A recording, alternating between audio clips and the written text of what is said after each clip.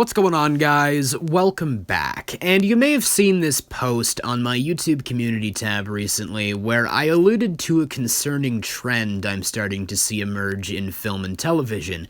Some of you gave some pretty solid guesses as to what that trend is, but none of you hit the nail right on the head. So I'm finally going to elaborate on this trend, which is an increase in negligent parental figures, or to put it simply, parents endangering their own children in film and television. This may have been a problem in recent years, but it's never been more noticeable than in the year 2023.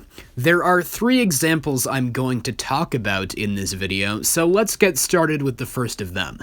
The Mandalorian. Now, this may come as a surprise to some of you, but I honestly don't take much issue with Mando's parental skills in the first 2 seasons of The Mandalorian. For most of the first season, they were being actively pursued by bounty hunters trying to get their hands on Baby Yoda, so he didn't have much choice when taking him into danger, and even when he did take the child into situations which were potentially life-threatening, he'd leave him behind or with someone he could trust. For example, Queel in the finale of Season 1, the Frog Lady and her husband in the 3rd episode of Season 2, and when assisting Ahsoka Tano, he left him behind on the ship.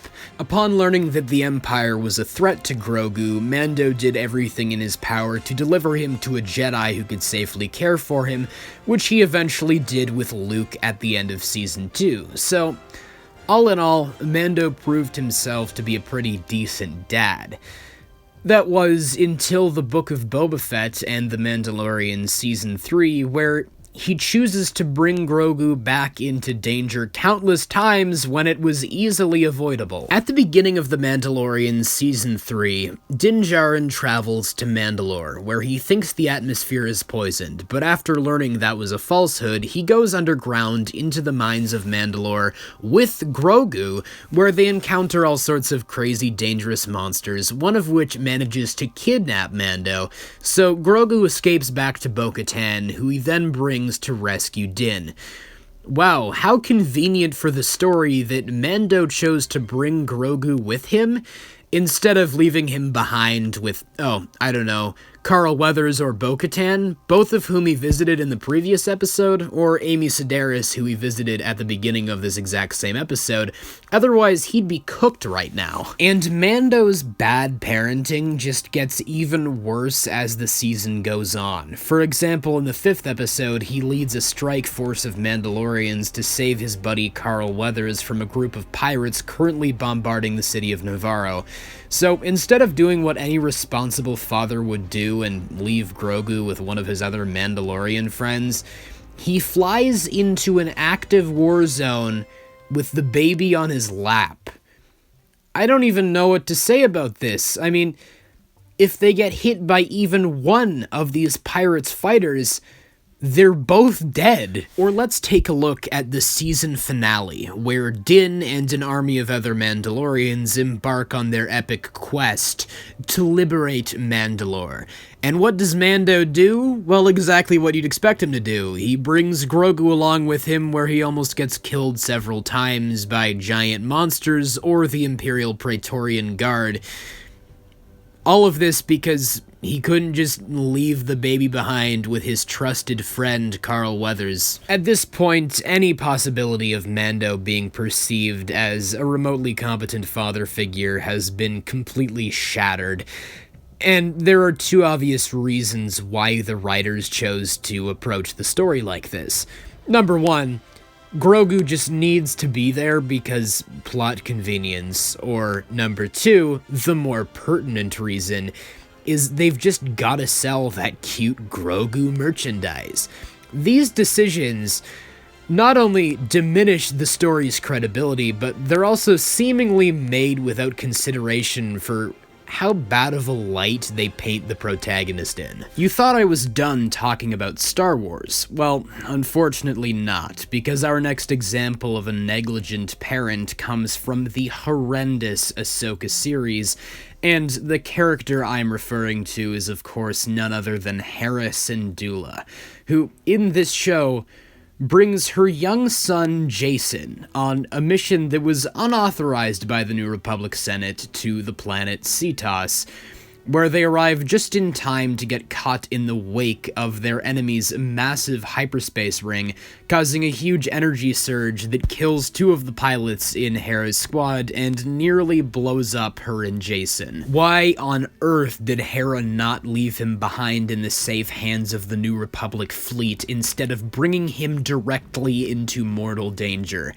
There's absolutely no excuse for her doing this because he has no military experience. He's a literal child, and the only reason for him being there is for the sake of the plot, because he's needed to sense Ahsoka through the Force so they can rescue her later in Episode 5. And the argument that Hera brought him along knowing that his Force sensitivity would be a useful asset doesn't hold up, because the show makes it explicitly clear that she had no idea he was Force sensitive before this exact moment in time. Also, unlike Mando, Hera has previous experience being a parent. In Rebels, she and Kanan essentially took on the role of being surrogate parents for Ezra and Sabine. She showed immense concern for their safety at several points throughout that show, and whenever possible, refused to allow them to put their lives on the line for the rebellion. You know, like any actual caring mother would. So her recklessness in the Ahsoka show makes zero sense. The show clearly wants us to view Hera as a badass hero for taking matters into her own hands and disobeying the orders of the corrupt governmental system, but she just ends up coming across as a terrible person, not only for getting two people killed without batting an eye, but also for endangering the life of her own son for no reason. Before moving on to my final example, I'd like to shift gears a little bit and examine a show that I like, which I think has a decent depiction of parental figures. The Bad Batch, a story focused entirely around a group of dudes bred for the purpose of war who are forced to care for a child without having any prior knowledge or life experience in that area. For half of Season 1, they're a bit reckless when it comes to the types of situations they expose Omega to, but after encountering Cad Bane, who nearly kills Hunter and captures Omega, they come to recognize the various threats to her safety and reconsider their approach. They stop bringing her on missions for a while, and even when they start bringing her along again, they leave her behind on the ship instead of taking her directly into the heat of the action. It's not until the beginning of the second season, after presumably a decent amount of time has passed, when they're comfortable enough to bring her on slightly more dangerous missions again. And even then, they still show concern for her well-being and try to the best of their ability to keep her safe. But their risky form of parenting still serves a story purpose and has consequences when the Empire successfully captures her at the end of Season 2. Now let's talk about a film that I really like. To be honest, I kind of love it. Spider-Man Across the Spider-Verse is one of my favorite films of this year, but one of my few major issues with it is its depiction of parental figures. To be clear, Across the Spider-Verse is a film that in many different ways intentionally explores the idolization of false heroes or adult figures. For example, Gwen looking up to Jessica Drew only to realize that was a mistake once it becomes clear that Jess doesn't actually have her back. That's an example of a deliberate writing choice.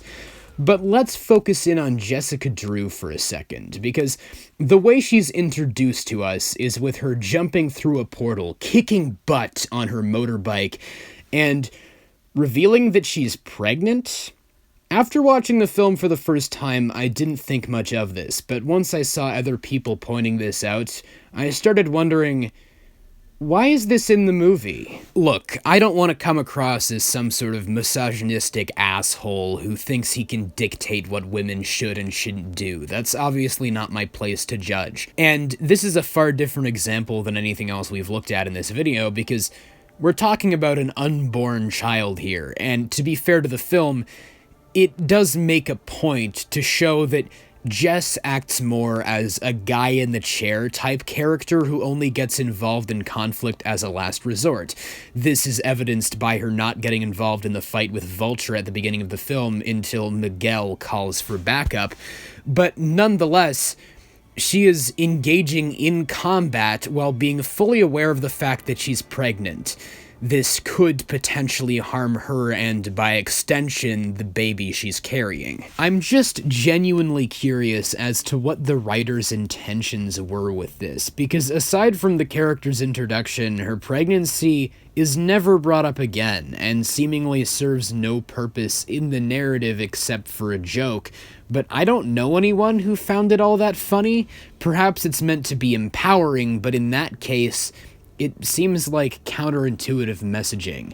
I guess I'm not the target demographic for that, but this stands out as being a strange writing choice, and even with all of this being said about Jessica Drew's character, nothing she does even comes close to Peter B. Parker. In this film, Peter returns and introduces us to his infant daughter, Mayday, and things seem well and good. Our heroes from the previous film have reunited, they're getting along just like old times, until Miguel tries to trap Miles, Miles escapes, and a massive chase ensues, and Peter chooses to bring Mayday along with him. It's a little weird that he couldn't have just left her behind with one of the other countless spider people, or popped through a portal real quick to drop her off with MJ, but Peter says this line. Alright, I'm sorry for doing this. This is bad parenting. Okay, so the movie is aware that Peter's being a bad parent, and they're playing it up to be a joke, but there's no way any of these spider people could have foreseen this very specific series of events that led to Miles escaping and them going on a huge chase through Nueva York, so I'll give them a pass on this one. My problem is that they double down on it. Once Peter gets back to his dimension, he lies to MJ, and we're given the implication that he's taken the baby with him behind her back several times in the past. That's a little weird.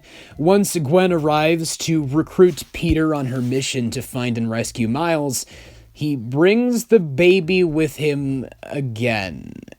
Guys, what are we doing here? I understand that in these Spider-Verse films, this version of Peter Parker is meant to be a bit of a dork, and in Across the Spider-Verse, he's still just learning how to be a dad, but I think the film wants us to see these scenes of him and his daughter as being cute and endearing, but in reality, they have the opposite of their intended effect. If anything, they kind of sour me on Peter's character because he's acting so careless about his daughter's safety. I swear to God, if in the next film our heroes go up against the Spot, a massive interdimensional threat, and Peter Parker is just swinging around with a baby strapped to his chest, I'm gonna be so pissed. There needs to be a scene in Beyond the Spider-Verse where a character like MJ calls Peter out on his negligent parenting, or perhaps they show that Jessica Drew's experience mentoring Gwen will make for her being a better mother figure for her child in future. I hope they address these things in the next film in some capacity instead of just ignoring them outright. Because Across the Spider-Verse is not a poorly written film, it's actually a very intelligent one. So these small writing choices stand out as feeling tonally dissonant because they clearly want these characters, especially Peter Parker, to be likable, at least to some extent, but their actions make them seem like bad role models and irresponsible parents. I saw someone try to defend this by saying that in these films, the spider people never really consider death to be a possibility because they're so confident in their abilities. So why not bring their children into perilous situations? And to that I say, what about the Chris Pine Spider-Man from the first film who was brutally murdered by Kingpin? If you're going out actively fighting crime, You have to know the risks. Death is always a possibility these heroes are going to have to accept. And that's why I believe this trend of negligent parenting is indicative of a larger issue. These writers nowadays view protagonists as if they're infallible, and we have come to expect that, because when we see characters like Mando flying into an active war zone with a baby on his lap, or Peter Parker swinging into a battle with a baby in a sling, we don't question it because subconsciously we're thinking, nah, they'll be fine. And that's a serious problem. People are afraid to take risks by killing off major characters or laying a finger on them at all. If you need proof, look no further than the Ahsoka series that I used an example from in this video, the same series where main characters walk off lightsaber impalements in 5 seconds or survive getting their ships shot at 5 million times without taking any damage.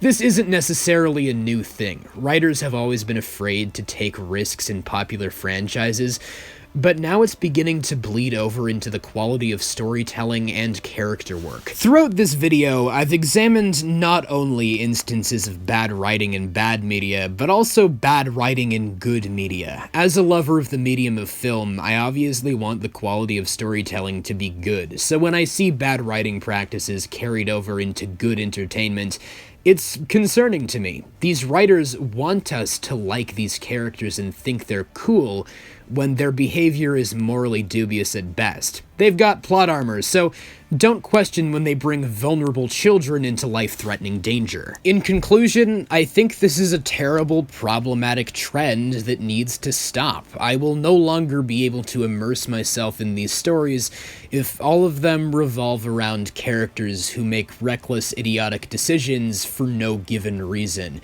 I hope I was able to bring some awareness to this topic for those of you who hadn't considered it previously, and this is where I hand it off to you guys. What's your opinion on this matter? Do you agree with me that it's a huge problem, or do you disagree with me and think that I'm just over-exaggerating?